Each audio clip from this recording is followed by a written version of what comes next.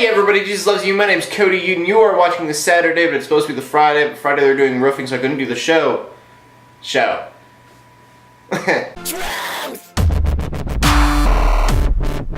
only going to talk about one news story today because it's one that Philip DeFranco talked about, and I wanted to give more information on it. Now, Philip DeFranco has admitted in the past that he doesn't really know all that much about religion, and when he was talking about the Jesus wife paper thing, you could tell that he kind of didn't know what was going on.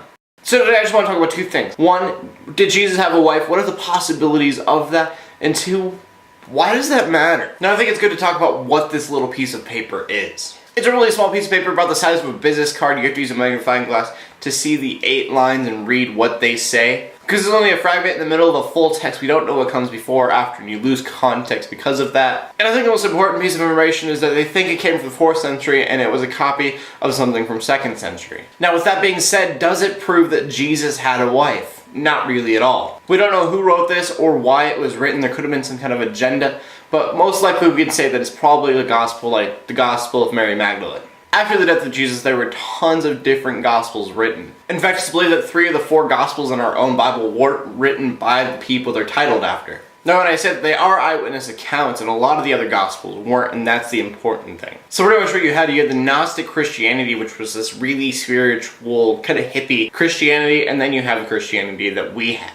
All other gospels besides the 4 that we know today are considered Gnostic gospels. And when you read a few of them, you immediately see they're obviously not legitimate gospels. So obviously this fragment's not one of our gospels, and it could be a Gnostic gospel. No one really knows. It's the only fragment they've ever seen where they say that Jesus had a wife. And I do think that's kind of important to point out. This is the only fragment piece of paper that's ever said Jesus has a wife, so you kind of have to wonder, did Jesus have a wife if they've only found one paper all these years that says he does? And then I think the biggest piece of information comes from the Bible. In 1 Corinthians chapter 9, verse 5, Paul says, "Do we not have the right to bring a believing wife with us, as did the other apostles and the Lord's brothers and Cephas?" And then you can look at Matthew 8:14, and you do see Cephas, or Peter's mother-in-law, who Jesus goes and looks after because she has a fever. Now you have to think of the point that Paul was trying to make, and you look at it and you say, if Jesus had a wife, he would have used that. That would have been the best evidence possible. Because if Jesus had a wife, Paul went and said, look at his brothers and his followers. He would be like, look at Jesus, he had a wife. Can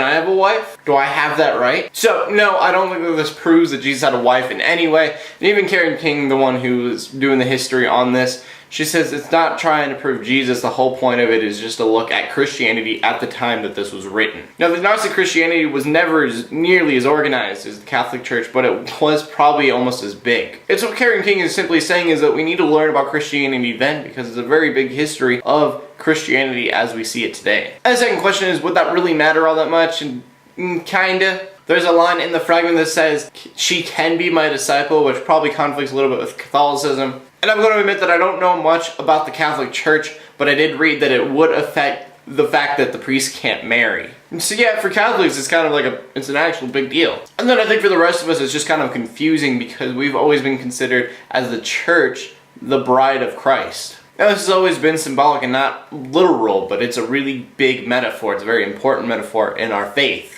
In that way, it does make sense that the bride of Christ is getting kind of jealous if Jesus were to say that he already had a wife. And the complications with that is insane. But again, all it would really do is make it not as literal of a thing as we've made it. But none of that matters because Jesus didn't have a wife, as far as we know, and nothing is proved otherwise, or even really pointed with much evidence to otherwise. Alright, so there's no question today, and like I said, I'm not going to have the verse of the day at the end like this. I'm going to try to incorporate it into the news stories. So it'll also be in the description below with the links and all that stuff. And I'll try to say those as much as possible through the news stories so that they're more fluid and the news stories get through faster. And that's all that I found interesting in the news today. So in closing, let the haters hate, let the Christians friends, everybody subscribe. I'll see you later, and God bless.